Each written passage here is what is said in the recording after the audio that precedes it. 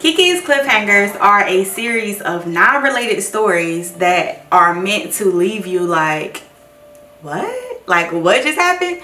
So how KEKE'S Kliffhangers were created, I mean, you talking about the back porch and cannabis and ideas. So I was just sitting there smoking one day, and Theo actually gave me like this challenge. He was like, you know what?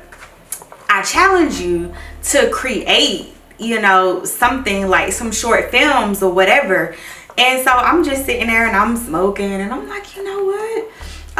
Okay. So, you know, if you know me by now, you know, it's kind of like I don't wait till the next day to get stuff done. So instantly I just was coming up with ideas like, oh, what if we did this or what if we did that, and just kind of came up with, you know, different scenarios and just kind of took it and ran with it.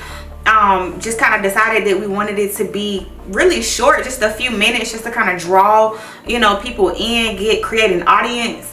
And then it escalated to, you know, us just creating 11 cliffhangers, which I'm very proud of, but I definitely look forward to just what we come up with next.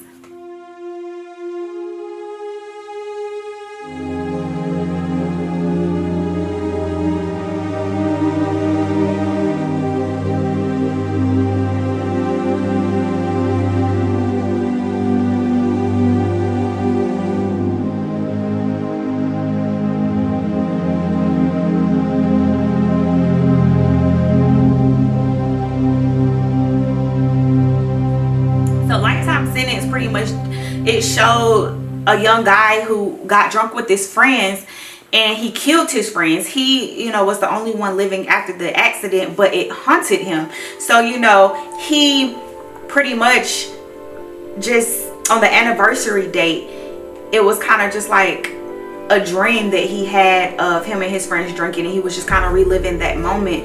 And, you know, he just kind of fell into that alcoholism phase. And so for me, even though it was only a couple of minutes, it was just so deep, and I just felt like I wanted it to, you know, send a message that drunk driving can affect so many different people.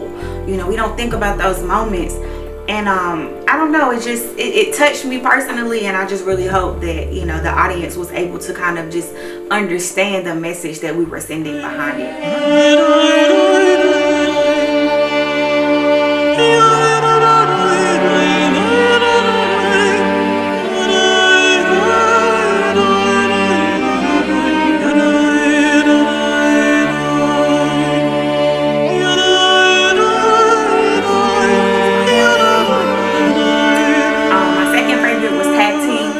A little bit more fun. It was my birthday, so we were eating edibles and we just had a ball. So it was just like really fun to be able to work with some dope people.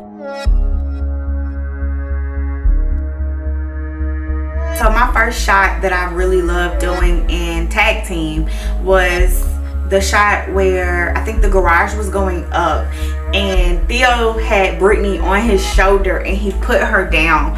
So that was actually kind of funny because I'm sitting in the garage in this chair with the camera, right? And so I'm like, all right, when I say go, I need you to open the garage. And they're like, go. And I'm telling them to go, and then I'm like panning the camera up, and then here he comes and he brings her. And so then when he brings her to like sit in the chair from that angle, he's like literally having to put her on top of me. And y'all see, she got a big booty, so I'm like, okay, come on, then we gotta shoot it. So, you know, him coming with her, and then, you know, I'm having to pan back down and her actually come on top of me. Like, it was funny, you know, but it was definitely fun. And then another shot that I absolutely loved in tag team was the shot where Gianna Love was actually, it was like a shot where she was dragging the body of Brittany. And so in reality, I'm laying on the floor, and so I had to like get like a blanket, and I'm laying on the floor and she's dragging me, and I have the camera at like an upward angle.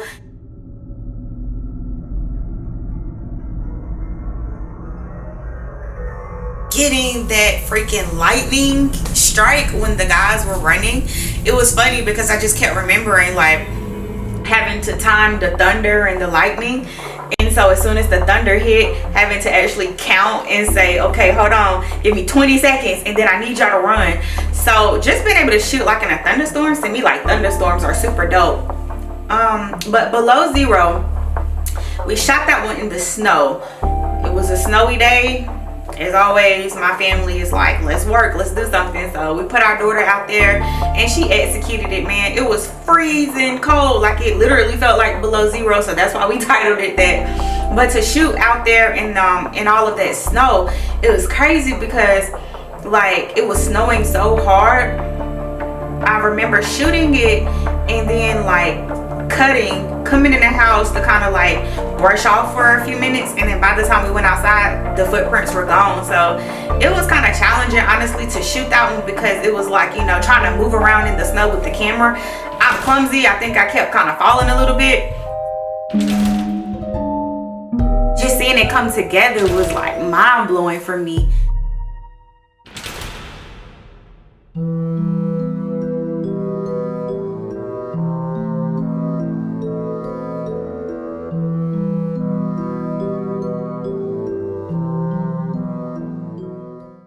Alright, so Ego, episode 11.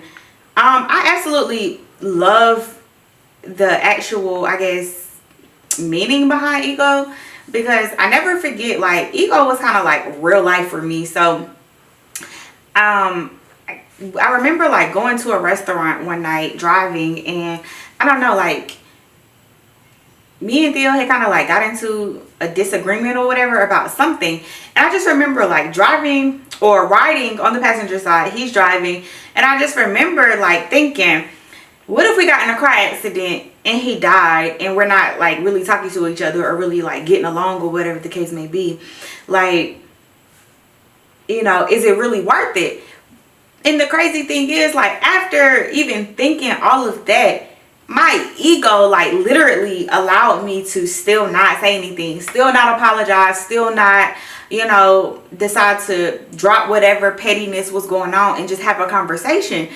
And so of course, you know, later on, you know, we had a conversation and that type of thing. But I just remember thinking, like, it's so crazy how big our egos can be. Like, our egos can be so big that you legitimately have a thought like, what if something happened to the other person and you still not say anything?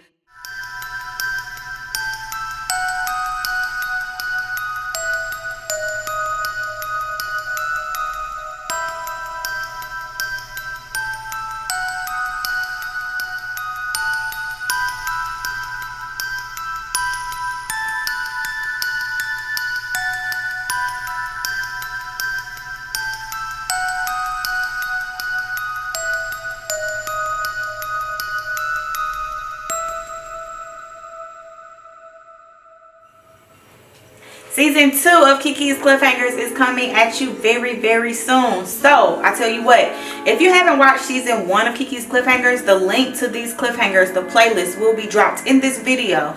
You do not have to watch these in any particular order. They are not related to each other in any way, shape, or form. But I'm telling you, they will definitely leave you thinking. You are not right or wrong about the conclusion that you come up with. With Season 2, you can just expect longer cliffhangers. And just, I'm telling you, like, we are progressing as a production company overall. So I really thank you guys for being just supporters of us from day one. Leave any comments, any questions. If you have a cliffhanger idea, send it to me. Send it to me. I would be happy to turn your idea into a project, into a masterpiece. If you are interested in acting in any of our cliffhangers, contact us. Email us at foreverjonesproduction, and that's the number 4everjonesproduction@gmail.com. Thank you guys so much for supporting us from day one. I'm telling you, you will not be disappointed. Season 2 coming at you.